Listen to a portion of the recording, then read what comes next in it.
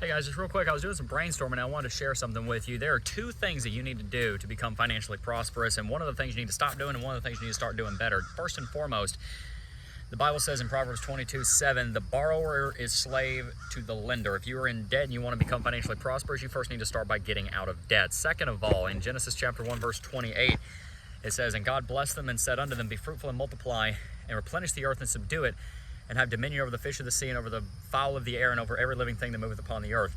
Those two principles are very key, because if you're in what I call phase 0 of your financial state, you're going bankrupt, you've got a huge amount of debt that exceeds 5-10 times your household income, you've got very little income, you're in that kind of situation. Maybe you're just starting and you don't actually have a whole lot of financial history whatsoever. You don't have any assets. You're starting from zero. You grew up in a poor home, whatever it is. If you're in that state, there's a very high likelihood that number one, you're in debt. And number two, you have control over absolutely nothing in your life. You've got no control over your money and your possessions.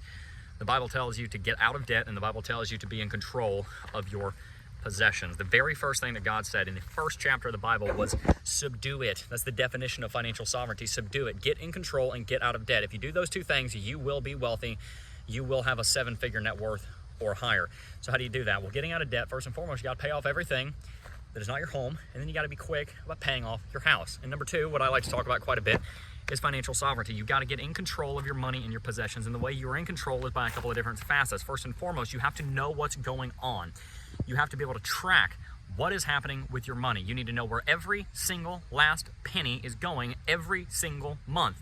There should not be a single penny that moves out of your bank account, out of your wallet, out of your possession that you didn't know about and that you didn't send there. There should be absolutely no money leaving your possession that you don't know about. Number two, you need to have a plan for all of that money. And number three, one of the other things I think is very important is that you need to have control over your possessions. It's not just about being in control of your money, it's also about being in control of your possessions, because if your house is a complete and total train wreck, and it's not intentional, and you're not adopting the core value of intentionality, meaning that every single facet of your life, from whether you have a haircut or not, obviously I need one to what your office looks like, to what your home looks like, to what your car looks like. As far as clutter, we're talking about disorganization. Same thing with budgeting. If money's going here, here, here, here, and here, and you've got no idea which direction it's going or why it's going there in the first place, then you've got to get control over your money. Again, to go from flat broke as a joke, as a bloke on the side of the road, to becoming a multimillionaire, you do two things: get out of debt and get in control, and you will be wealthy.